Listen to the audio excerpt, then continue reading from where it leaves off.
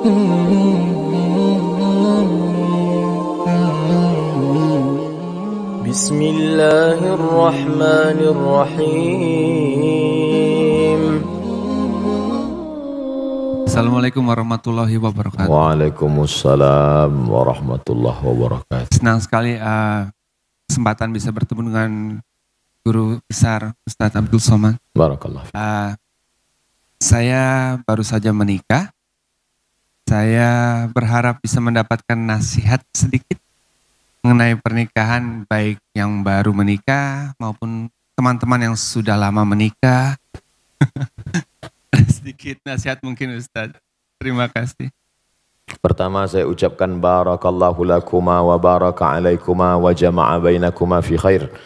Barakallahu lakuma, berikan berkah kepada mereka berdua ya Allah. Wa baraka alaikuma, berikan berkah dalam mengharungi kehidupan senang dan susah, lapang dan sempit. Wa jama'a bainakuma fi khair, disatukan dalam kebaikan. Hadis sunnah Nabi Muhammad sallallahu alaihi wasallam. Pertama, mesti difahami bahwa karena jodohlah engkau bertemu, bukan karena bertemu lalu berubah menjadi jodoh. Karena bertemu lalu berjodoh atau karena ada jodoh maka bertemu? Karena ada jodoh maka bertemu. Berapa banyak orang yang bertemu tapi tak berjodoh? Berapa banyak orang yang berjodoh baru sekali bertemu langsung jadi? Tapi jangan gara-gara ini lalu tidak usaha. Nah, ini yang jomblo-jomblo besok nyantai aja. Nanti nggak ada usaha. Bukan pertemuan yang membuat jodoh, tapi jodohlah yang buat bertemu. Makanya harus ada ikhtiar dan usaha. Ini jodoh saya. Bahwa saya sudah dikasih air hari ini 2 botol, 1 gelas dengan permen. Ini jodoh saya, rezeki saya ini. Tapi kalau saya tidak berusaha untuk mengambilnya, membukanya, rupanya kosong. Tidak ada yang mulai kayaknya. Harus ada ikhtiar. Allah kasih mata, Allah kasih telinga, Allah kasih tenaga, Allah kasih kudrat kemampuan, Allah kasih iradat kehendak. Maka gunakanlah potensi yang ada. Maka pahamilah wahai saudaraku bahwa kalian dipertemukan oleh Allah Subhanahu wa ta'ala. Ini banyak orang sekarang salah jawab. Mas, iya, itu istrinya? Iya. Ketemu di mana? Salah sambung. Maka sejak hari ini katakanlah, aku tak pernah mencari dia, dia tak pernah mencari aku. Allah yang sudah mempertemukan kami. Gitu. Walaupun udah tua, nggak apa-apa. Setelah yakin bahwa itu adalah skenario kehendak Allah. Yang kedua, khuliqatil mar'atu min dhila'. Perempuan itu diciptakan dari tulang rusuk yang bengkok. Wajuha a'laha. Tulang rusuk yang paling bengkok, yang paling atas.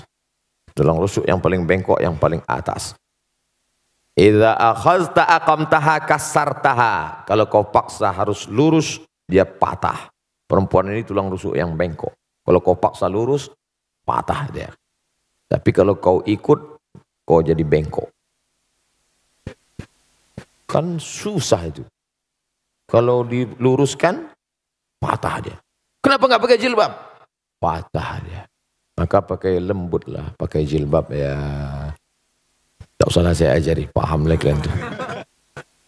Pandai-pandai. Yang ketiga, man tazawwaja faqad istakmala nisfal iman. Siapa yang menikah, dia sudah menyempurnakan setengah iman. Iman itu 100%. Siapa yang sudah menikah, imannya sudah download 50%. Sisanya bukan menikah lagi. Ini perlu saya luruskan ibu-ibu, karena banyak sekarang jamaah yang sudah pandai menafsirkan sendiri. Sisanya falyattaqillaha fin nisfil baqi, takwa kepada Allah. Setakwa-takwanya anak lajang pemuda jomblo yang belum menikah, imannya baru 50. Sempurnakan dengan menikah. Sebaliknya yang sudah menikah walaupun tidak takwa sudah 50. Tinggal takwa sedikit aja lagi. Oleh sebab itu maka bersyukur kita, sahabat-sahabat kita. Mudah-mudahan yang belum berjodoh ditemukan Allah jodoh. Yang bilang amin yang belum nikah aja.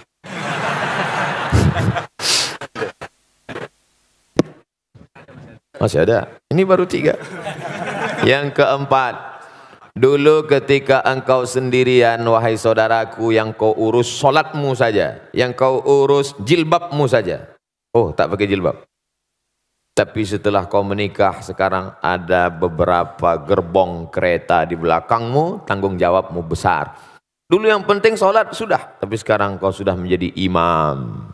Berusahalah menjadi imam yang baik.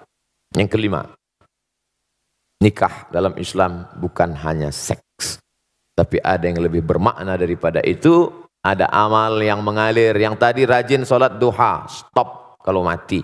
Yang rajin baca zikir doa, habis kalau mati.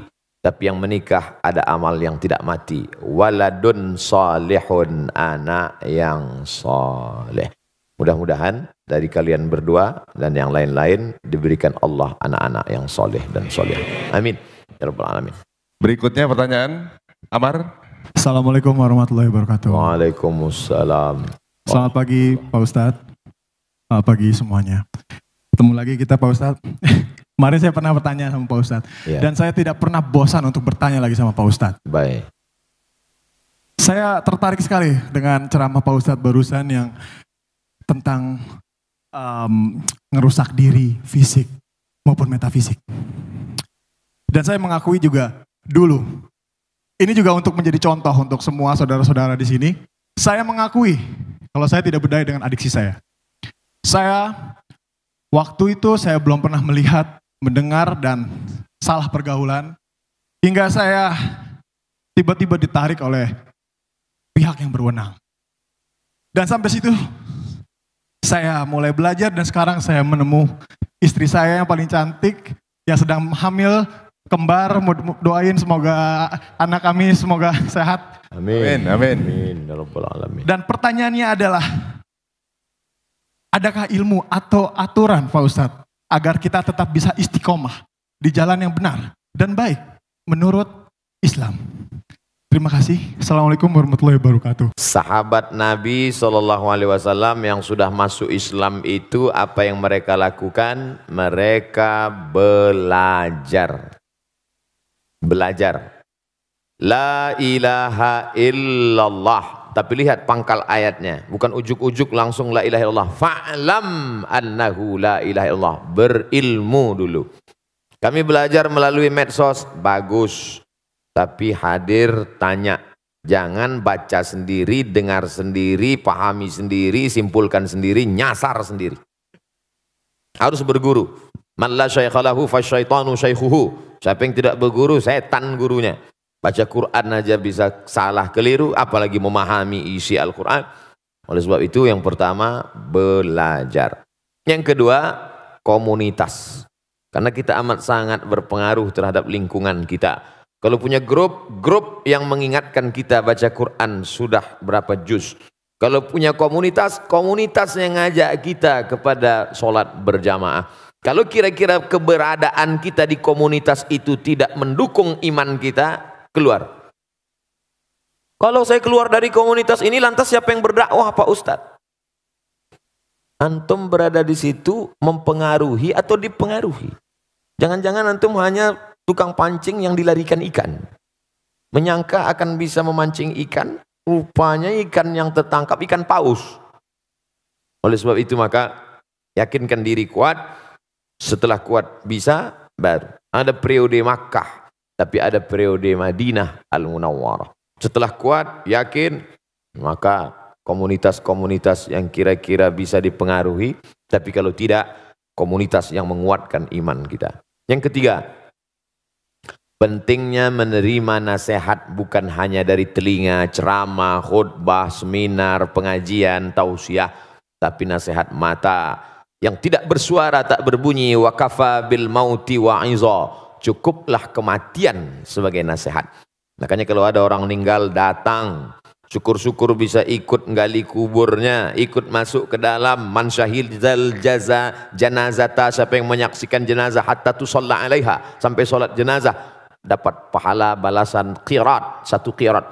Wa man syahidal janazata hatta tudfan, siapa yang menyaksikan solat jenazah ikut sampai ke pemakaman, lahu qiratan, dapat 2 qirat. Sahabat bertanya, wa mal qiratan ya Rasulullah? Apa 2 qirat itu wahai Rasulullah? Rasulullah menjawab, mithlul jabalainil azimaini, seperti 2 gunung bukit yang pahala besar. Apa hikmah di balik itu? Melihat nasihat dengan mata. Kalau dilaksanakan ini insya-Allah masuk yang keempat, jangan lupa mohon doa.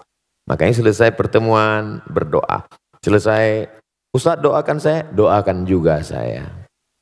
Ustaz mohon doanya, doakan juga saya. Saya tak pernah berhenti mengucapkan itu. Karena kita tak tahu entah dari mulut yang mana doa itu menembus pintu-pintu langit. Boleh jadi kita merasa kita hebat, kita berilmu, tapi hati kita kotor. Ada dia yang bukan ustadz, bukan siapa-siapa, baru saja tobat, bersih hatinya sebersih-bersihnya. Lalu dari hati itu terpancar doa, dari doa itulah dikabulkan Allah. Makanya selalu saya katakan, doakan Ustaz Abdul Somad, doa dalam keadaan mati husnul khatimah. Jangan sekarang, kita masih ada jadwal lagi.